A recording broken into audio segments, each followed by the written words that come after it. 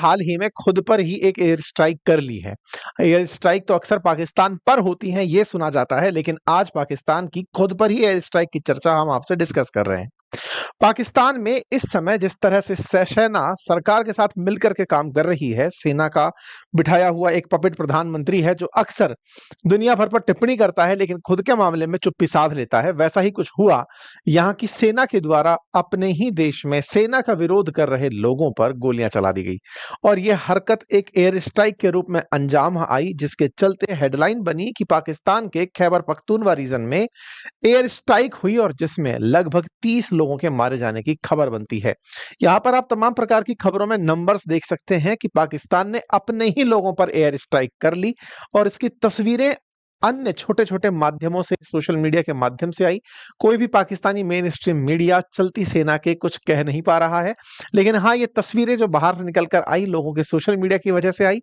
अंतर्राष्ट्रीय रूप से भी इसको कवर किया गया, लिखा गया कि 20 से अधिक लोगों के मारे जाने की खबर है खाइबर रीजन के अंदर। कहाँ है, क्यों है, क्या हुआ, सारी बातें आज के सेशन में डिटेल से डिस्कस कर लेंगे, लेकिन उससे पहले अपनी पाठशाला पर कोर्सेज उपलब्ध हैं हिस्ट्री, ज्योग्राफी, पॉलिटी, इकोनॉमी के मेरे द्वारा पढ़ाए हुए पूरी 1 साल की वैधता के साथ। अगर आप चाहें तो उन्हें एक्सेस कर सकते हैं, हमारी किताबें अपने घर बैठे मंगा सकते हैं। आइए साथियों, चर्चा है पाकिस्तान की रविवार रात 2 बजे की, या फिर कहिए तो कल सुबह सुबह 2 बजे की, यानी कि सोमवार की सुबह 2 बजे की बात है, जब पाकिस्तान ने चीनी हवाई जहाज से 8 लेजर गाइडेड मिसाइल दागी। J-17 नाम के चीनी फाइटर जेट थे जिनसे इन्होंने 8 लेजर गाइडेड मिसाइलें दागी।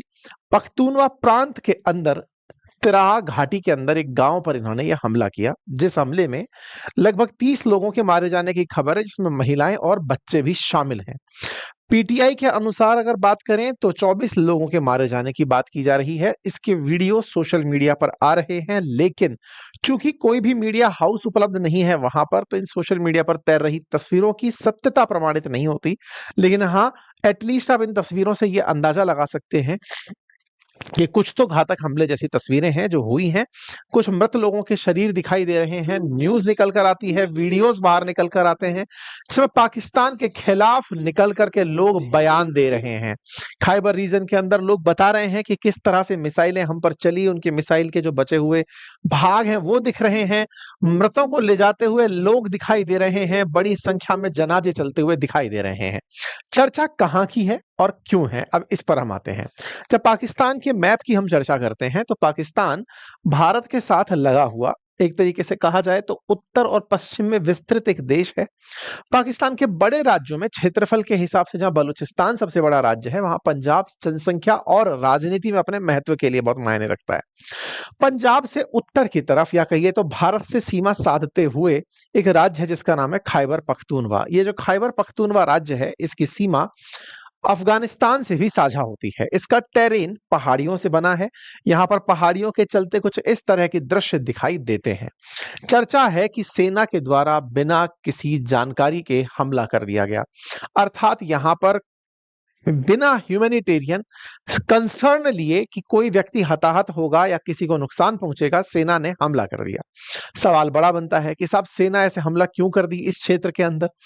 माना यह जाता है कि पाकिस्तान की सेना को लगता है कि जो तहरीक तालिबान है, अब यहां से कहानी में ट्विस्ट है, हालांकि हम कई बार पहले भी बता चुके हैं, फिर से एक बार बता देते हैं। अफगानिस्तान के अंदर तालिबान अफगानिस्तानी तालिबान है, ऐसे ही पाकिस्तान के अंदर भी एक तालिबान है जिसे तहरीक तालिबान के नाम से जाना जाता है। ये जो तहरीक तालिबान नामक पाकिस्तान के अंदर तालिबानी संगठन है, इसी संगठन के ठिकाने इन क्षेत्रों में है, ऐसा पाकिस्तानी सेना का मानना है। उनका मानना है कि तहरीक तालिबान इन्हीं जगहों पर बॉम्ब बनाकर पहाड़ के भीतर छुपा कर रखता है। बॉम्ब्स को बनाने में वो ह्यूमन शील्ड का उपयोग करता है। तो बोले हमने अपने ही लोगों को इसलिए मार दिया क्योंकि वो तहरीक तालिबान का सपोर्ट कर रहे थे। अब ये कौन तहरीक तालिबान है, इस पर हमने पहले भी कई सेशन किए हैं, फिर से कुछ जगह पर आपको बताएंगे। लेकिन हाँ, इंटरेस्टिंग बात यह है कि पाकिस्तान जिसे अपने देश में स्थित एक संगठन, जिसे वो पाकिस्तान में आतंकी संगठन मानता है, उस पर पहले भी ऐसी कार्रवाइयां करता रहा है। पाकिस्तान का 2006 का एक वीडियो इन दिनों सरफेस हो रहा है, जिसमें इनकी सेना के द्वारा 80 सिविलियंस को मार दिया गया था। बकायदा जिस बात पर प्रॉपर तरीके से चेंगाई एयर स्ट्राइक के नाम से एक विकिपीडिया पेज बना हुआ है, लेकिन सरकार ने इस 80 लोगों की मौत को इग्नोर कर दिया, ये कहते हुए कि नहीं, ऐसी कोई भी हत्या या हमारी तरफ से स्ट्राइक नहीं हुई है।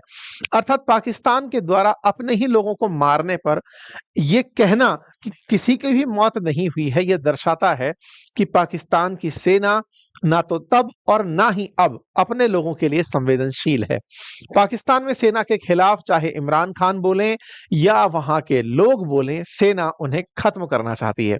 तहरीक तालिबान नहीं चाहता कि पाकिस्तान में सेना प्रभावशाली रहे, वो चाहता है कि उसका शासन रहे, बिल्कुल वैसे ही जैसे अफगानिस्तान में तालिबान का है।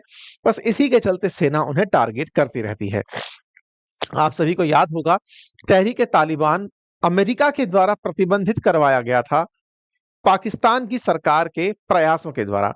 तहरीक तालिबान के ऊपर पहले भी जो हमले हुए हैं उनकी मैं जानकारी आपको दे देता हूं, क्योंकि कहीं ना कहीं ये जितने भी प्रयास पाकिस्तान के द्वारा किए जा रहे हैं, ये इस मंतव्य से हैं कि ये अमेरिका को बता सकें कि देखो हम आतंक के खिलाफ कितनी दृढ़ता से खड़े हैं। ऐसा मैं क्यों कह रहा हूं? क्योंकि ट्रंप जब पिछली बार कार्यकाल में आए थे, तब उन्होंने पाकिस्तान को लेकर कहा था कि आतंक के खिलाफ जो आप कार्रवाई कर रहे हो उससे मैं सेटिस्फाइड नहीं हूं।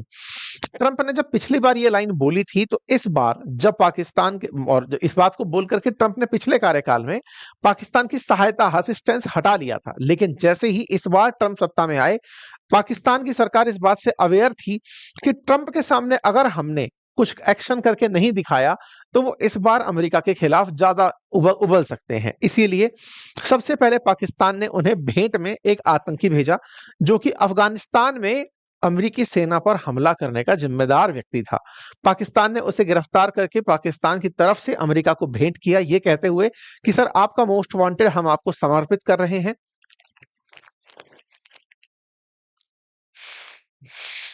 ऐसा करके यूएस को पाकिस्तान के द्वारा एक टॉप टेररिस्ट दिया गया था, जिससे अमेरिका बहुत खुश हुआ था और अमेरिका ने पाकिस्तान के इस कदम को बड़ा कदम माना था। इसी के बाद में समझ में यह आ गया कि पाकिस्तान अगर अमेरिका को खुश करना चाहता है, दुनिया में यह इमेज देना चाहता है कि वो भी आतंक के खिलाफ है, तो क्यों ना उन्हीं आतंकियों को टारगेट करके मारा जाए जो उनके देश के लिए भी वांटेड है। बस ऐसा करते ही इन्होंने शुरू कर दिया अपने ही देश के अंदर आतंकियों के खिलाफ कार्रवाई करना। आपको याद होना चाहिए कि पाकिस्तान ने Baloch liberation army, ISIS Khurasan और तहरीक तालिबान पाकिस्तान को अपने यहां आतंकी संगठन न केवल खुद के यहां डिक्लेयर किया हुआ है, अपितु अमेरिका में भी डिक्लेयर करवाया हुआ है। अमेरिका में तहरीक तालिबान पाकिस्तान को एक आतंकी संगठन के रूप में ट्रीट किया जाता है। यही कारण है कि आप ये कटिंग्स देख रहे हैं। 28 जुलाई की कटिंग, जिसमें कि 3 तहरीक तालिबान के मिलिटेंट्स को एनकाउंटर किया गया था जुलाई 28 के अंदर 2025 में। ठीक इसी तरह से पाकिस्तान की सिक्योरिटी फोर्सेस ने 35 मिलिटेंट्स को रेड में मार दिया था 13 सितंबर को। ये एक खबर आप देखते हैं। ऐसे ही 31 मिलिटेंट्स की खबर 15 सितंबर की निकल कर आती है, 7 मिलिटेंट्स की 21 सितंबर की निकल कर आती है, 23 सितंबर की भी अपडेट निकल कर आती है। कुल मिलाकर बात यह है कि पाकिस्तान के द्वारा मिलिटेंट्स को मारकर अमेरिका के सामने यह प्रस्तुत करना कि हम खुद आतंक के खिलाफ लड़ना चाहते हैं, ये प्रयास किए जा रहे हैं। ऐसे प्रयास तब ज्यादा मायने रखते हैं जब पाकिस्तान के प्रधानमंत्री ट्रंप से मिलने ही वाले हों। आपको याद होगा, मैंने पहले भी बताया था कि यूएनजीए की बैठक में दुनिया भर के राष्ट्र अध्यक्ष अमेरिका जा रहे हैं। प्रधानमंत्री नरेंद्र मोदी ने अपनी जगह विदेश मंत्री जयशंकर साहब को भेजा है। ऐसे में पाकिस्तान के पीएम अमेरिका जा रहे हैं, ट्रंप से मुलाकात करेंगे और साथ में जो अरब इस्लामिक कंट्रीज हैं वो सब मिलकर के ट्रंप से मिलेंगी और इसराइल के साथ लगे हुए जो गाजा है उसमें हो रहे हमलों के खिलाफ चर्चा करेंगी। तो ऐसे में ये अपने आप को दिखाना चाहते हैं कि देखिए हम आतंक के खिलाफ हैं। अगर आप इसराइल के साथ साथ गाजा पट्टी पर हमले की इजाजत देते हैं हमास के खिलाफ, उस पर तो शायद ही ये कुछ बोलें, लेकिन आतंक के खिलाफ हैं ये अमेरिका को बताने का प्रयास कर रहे हैं। खैर जो भी हो, अमेरिका को अपने हित सर्वोपरि हैं। वो अफगानिस्तान के अंदर एयरबेस चाहता है, बगराम एयरबेस चाहता है, जिसके ऊपर तालिबान साफ इनकार कर चुका है। ऐसे में हो सकता है कि अमेरिका को पाकिस्तान की फिर से जरूरत पड़े, क्योंकि अफगानिस्तान के बगराम एयरबेस के लिए अगर अमेरिका को फाइट भी करना पड़ा तो पाकिस्तान की उसे जरूरत पड़ेगी और वो पाकिस्तान से अफगानिस्तान पर हमले कर सकता है। ऐसे में अमेरिका के लिए आसिम मुनीर या पाकिस्तान की सत्ता बहुत काम की है, जबकि वो ये प्रूव करने में लगी हो कि देखो हम भी आतंक के खिलाफ हैं, तो अमेरिका अंतरराष्ट्रीय स्तर पर पाकिस्तान की मदद लेकर अफगानिस्तान पर अपनी सैन्य कार्रवाई कर सकते हैं। फिलहाल के लिए उम्मीद है कि आपको ये जानकारी समझ में आई हो। पाकिस्तान की इस एयर स्ट्राइक के मायने बस इतने ही हैं कि यहाँ ह्यूमन राइट का कोई कंसर्न नहीं, अपने ही लोगों पर बमबारी हुई और साथ ही साथ में ये लोग खुद अल शिरा के साथ में खड़े हुए दिखाई देते हैं, जो कि सीरिया का प्रेसिडेंट, अमेरिका का मोस्ट वांटेड, यूएनजीए की बैठक में है, उनके साथ दिखाई देते हैं। तो इनसे क्या ही अपेक्षा की जा सकती है। खैर फिलहाल के लिए इतना ही। जानकारी पसंद आई हो तो साथियों से साझा करें, चैनल पर नए हैं तो सब्सक्राइब कर लें। अपनी पाठशाला का लिंक कमेंट बॉक्स में पिन किया हुआ है, कोर्सेज और हमारी किताबें चेक कर सकते हैं। धन्यवाद।